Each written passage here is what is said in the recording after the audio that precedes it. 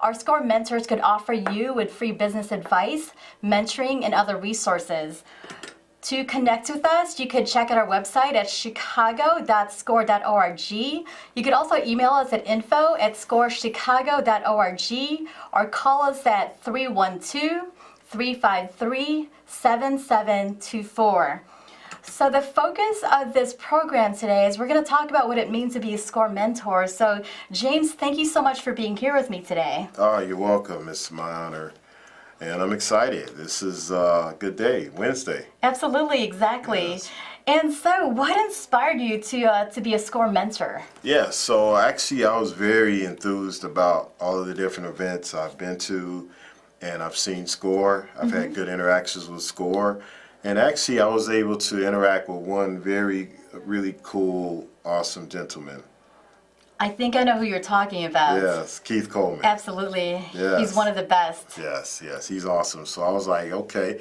He actually talked about how, very organic it is to join. And Yes. he was explaining how it's really all about helping small businesses. And when you want more and you want to take your business to the next level, you have to always also give back. Absolutely. So just like I have a lot of people that I mentor in life, but then also I have mentors that mentor me. So I was like, SCORE seemed like a natural progression. Right, exactly. And one of the things that I love about Keith as our Yes. chairman of SCORE Chicago is that he's very intentional Yes. about really bringing diversity and inclusion Yes. into our chapter. And, the rationale behind that is, as you know, small business growth right now is coming from minority-owned businesses. Yes. And we want to make sure that the mentors at SCORE actually reflect that population in a big metropolitan city like Chicago. Yes, awesome. And we need that. Absolutely. Now, what about you, Hannah? What was your inspiration or your spark that led you into joining SCORE? Sure. So my first experience with SCORE is that I actually transitioned from corporate America. Okay. So I was working for Pfizer for 7.5 years. And so, after that, I decided to go ahead and become an entrepreneur and be my own boss. And so Nice. at that time, I actually started at SCORE Chicago as a client. Okay, wow. So I'm not afraid to ask for help, when I need it. And that's what I really want the audience to know is that, when you're starting a new venture, like a new business, you can't be afraid because there are people like us now, we're mentors at SCORE Yes. who are very willing to help you, and we want to give back because that's what you mentioned earlier today. Yes. And so because my mentors, at SCORE were amazing people, I wouldn't be where I am today without my mentors. I'm a big believer in that. And so because of all the things that I've gotten from SCORE in building my own business, I want to give back to the community as well. Nice. That's why I appreciate, people like you, and, I look at all my networks right now, and they hear me talk about SCORE, how great it is, what kind of impact we're bringing into the small business community. So more and more people are actually joining in to become mentors for that reason. Nice. So tell me, I know that you're building apps. That's what your business does. So what was your inspiration in becoming your own business owner? Because I know you're a Yes. teacher, right? Can you go ahead and tell us a story about that? Yeah, and that's kind of true. Kind of true? True, yeah. I want to know more. Yeah. So, to make a long story short, for my business, I've been an entrepreneur for a long time, and it's just constantly evolved. And I started, believe it or not, doing sound rental. Sound rental. Yes, that was my first business, and that was in the 90s. Mm-hmm. What does that mean when you say sound rental? There were a lot of DJs during that time. We were probably one of the biggest cities that had DJs and events, and a lot of DJs didn't have their own equipment. Also, because I was fortunate enough to take audio engineering classes at Kennedy King while I was in high school, I actually learned how to do concert level PA. Self-taught. Well, no, Kennedy King. Kennedy King. Yeah, Okay. while I was in high school. Like there's Okay. continuing ed courses. Oh, I see. And there was a program called Saturday College where you can like take classes that you know, as a high school kid that you normally wouldn't get access to. Oh, that's cool. And that Yeah. shows initiative on your part because Yeah. most college kids are not going to be taking extra courses at night. Well, no, I'm a super so- nerd. I'm a super nerd. Love it. Yeah. Yes, and what happened is that just kept evolving, and over time, it just because I always had a passion for programming. Because believe it or not, I actually took my first programming class at Olive Harvey College Okay. in 7th grade. In 7th grade. Yeah, So 'cause- you were sitting down in a college environment Yes, as a yes, 7th grader. yes, yes. Well, That took a lot of courage. it wasn't for credit, but still, it was like one of those continuing ed classes. But it was pretty cool. I think honestly, the story is I just kept bugging my parents, and then they just gave up. Like, you know what, just go ahead, take the class. We don't want you to tear up anyone else's computer. And yeah, Those are signs of a great entrepreneur. yes, yes, yes. Persistence. True, Never true. taking no for an answer. Yes. So we evolved from the sound rental to actually studio production, and then from studio production, then to web design. And at the time, we were doing web design with the technology called Flash.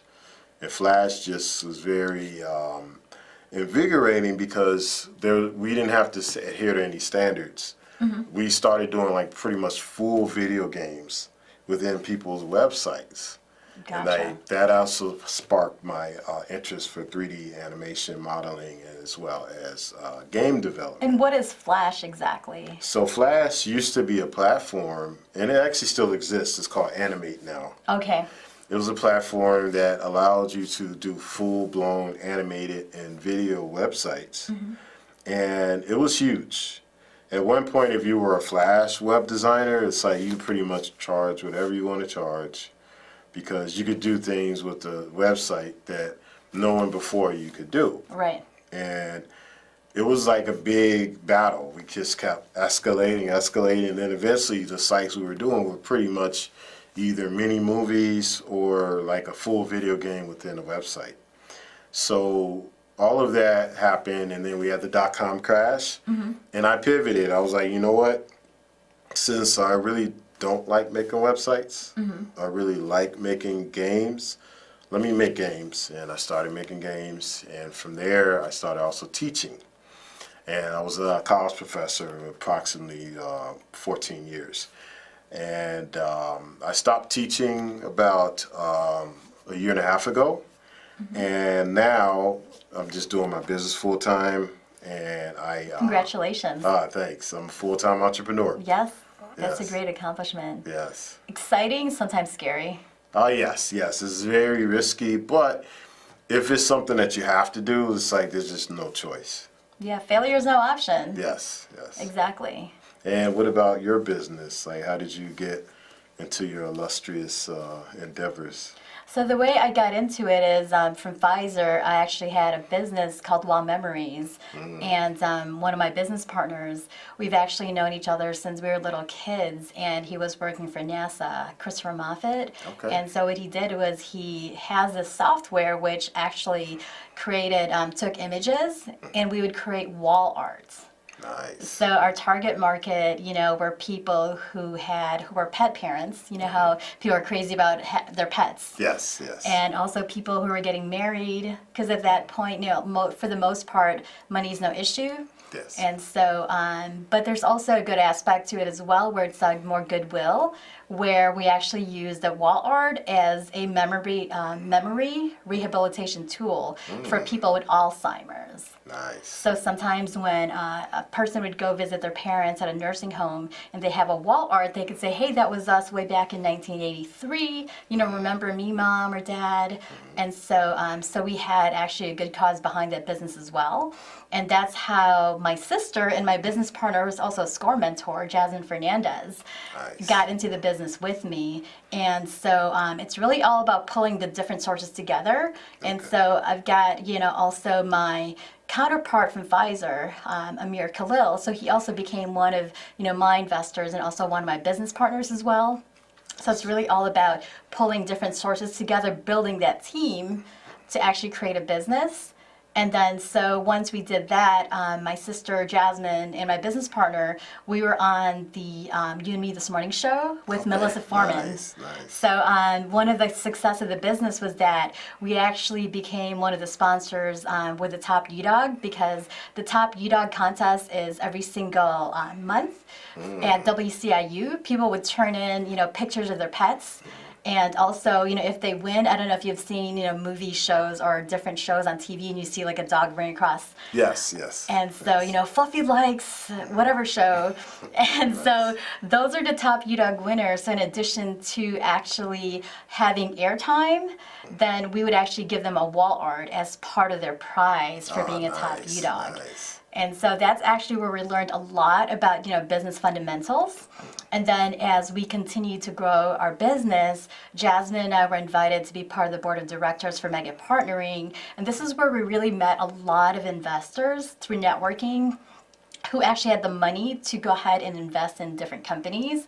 And also at the same time, because we're small business owners ourselves, we had a lot of great relationships with other small business owners. And so it was an opportunity that just kind of fell in my lap. Nice. And I noticed that there's actually a greater need for access to capital. Yes. As opposed to, it's a need versus a want, in terms of the two business models from Wild Memories to ROI Business Funding. And that's how I made the transition. And so now I'm focused on helping small business owners get funding for their businesses through my company with the same business owners and business partners in ROI Business Funding. So we help them. So we help, different business owners if they get turned down by big banks. Wow. Yeah. That's awesome. Yeah, I'm kind of curious. There's this app, there's a new app coming out that has to do with like health and wellness. Would they actually benefit from like me talking to your company and like as far as getting funding? Because I think they're seeking for funding. Is that the type of service that you guys would do? Oh, absolutely. So when I talk to small business owners, we could help small businesses, whether they're startups or established businesses. So startups meaning that they have no revenues yet, and they've only been in business for less than 2 years. And established businesses, there's actually business owners and companies that we're helping, and they're making $10, $20 million a year Yes. in annual gross revenue, so it varies. But one thing I wanted to let you know, and even the listeners and the viewers that are watching us, is that when they're looking for funding and they're going to a bank, so what you want are what they call the 3 C's. So wow. the 3 C's is ideally you would want good credit, collateral, and cash flow. Okay. But we know not everybody has that. So when I talk to the small business owners, I tell them if you don't have all 3, which is ideal, then at least have one of them. If you have one of them, my business partners and I and my company could still help you explore other options. Okay. So let me give you an example for that. So for example, the startup company that you just mentioned. Yes. So let's say as a startup, are they making revenues right now yet? So here's the thing, they just started making revenue a month ago. It's like they just launched their app, so Okay. it's still new, but it's pretty impressive how they're able to monetize just off of advertising. Exactly, Yeah, absolutely. And my heart goes out to entrepreneurs. I mean, I'm really bending over backwards to go help them, because the way we look at small businesses is not just a number. I treat them like valued friends and family, because I Nice. see myself, I see my sister, I see my friends and my family. My grandparents were entrepreneurs. I see that in all the people that I help out. So for somebody like the startup you were telling me about, even if they don't have, a lot of revenues yet, meaning that if they don't have at least $100,000 annual gross yet. But if one of the owners and or a co-signer, it doesn't have to be them, have a FICO score of at least 700, then we could go ahead and help find them different options like business credit cards. And the only other thing that they need to look at is their credit card utilization ratio has to be at 30% or less. And the way I define that is, for example, if a business owner has a credit card, let's say of $10,000, on their Visa, Yes. and it's personal, some people will go ahead and max it out, and that's not a good thing, because that's going to go work against you. Wow. So if it's a personal credit card, then what you want to do is make sure that your balance is less than 30%. If it's less than 30% and your FICO score is in the 700s, then there's options for you, even if you don't have revenues yet. Okay. Wow. That's awesome. Yeah. So actually, a lot of businesses that are in the same situation that they are, they can take advantage of that as well, and especially if they Exactly. try to get the 3 C's. Exactly. And if they Nice. don't have it, at least one of the C's, because for example, some business owners that we help out, they, let's say, have bad credits, right? They're Yes. challenged, they're in the 500 FICO scores, but they're cash flowing. So if they have, annual gross revenues of $100,000 or more, $1 million, $10 million, then, we look at the cash flow more heavily than their credit score. So there's something for everyone. And the good thing is if, you want to go ahead and give us a call and build a relationship before you really need it. That Yes. way we can give you some technical assistance and say, hey, this is where you are and this is what you need to do to become more and more fundable. And we're more than happy to go ahead and do that for small business owners. Okay. Nice. Nice. Yeah. So actually, I'm sure there's a lot of businesses out there that's going to need that resource. I Right. mean, honestly, that's a really big education. I learned something new today. That's good. Yeah. And that's what it is with being a SCORE mentor, when Yes. you're teaching, because you're a teacher. Yeah, And- I guess you could say my heart and soul, I'm a teacher because I actually, the cool thing is, since I did it so long, I mastered it. And Sure. I'll do workshops here and there, like, of course, the SCORE workshops, but Right. then also I'll do workshops for like game design or app development. A lot of that's times just awesome. to give back, but I don't kind of consider myself a teacher anymore. But Sure. I guess, since you keep saying it, then the title probably never goes away. No, I think it's just ingrained in your DNA, whether you Yeah. like it or not. True, And true. the good thing about being a mentor is that as much as you're teaching and you're imparting your wisdom Yes. on the mentee, from my experience, I'm actually learning from the student themselves. Nice. I'm nice. learning as much, from everybody that I meet. It doesn't matter, whether you're more successful than I am or you're Yes. just beginning. There's always something to learn from everybody out there. True. Yeah, I have a funny story about teaching and students. So one thing that, from my expertise, because when I was teaching the animation and the game development, a lot of times you spend a lot of years honing your craft, and it's very hard for someone who start like 2 to 3 years to catch up to you. But like one thing that I noticed is whenever the seniors were catching up to me, that means I was slacking off and I wasn't as fit as far as with my skill sets as I should be. Right. So I use that as a metric to say, hey, if they're catching up to what I'm able to do, that's a problem. I need to stay, 5, 6 steps ahead of them. So then I Exactly. use that as that, and I look at it as kind of like this iron sharpening iron type of thing. Absolutely. Yeah. And like they say, if you're not growing, you're dying. Yes, that's true. So there's always something to learn. And that's one of the reasons why also that I do, volunteer work to give back.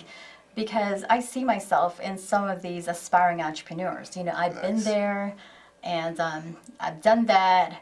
And there's a lot of mentors along the way that have actually, pulled me up and mentored me. And what I want to do is, as much as I want to go ahead and keep on being successful, I want to go ahead and bring other people with me as well. Nice. Yeah, and actually I like the way you said that because that actually reminds me of my company, QuakeTech's new logo. So we have a rocket ship.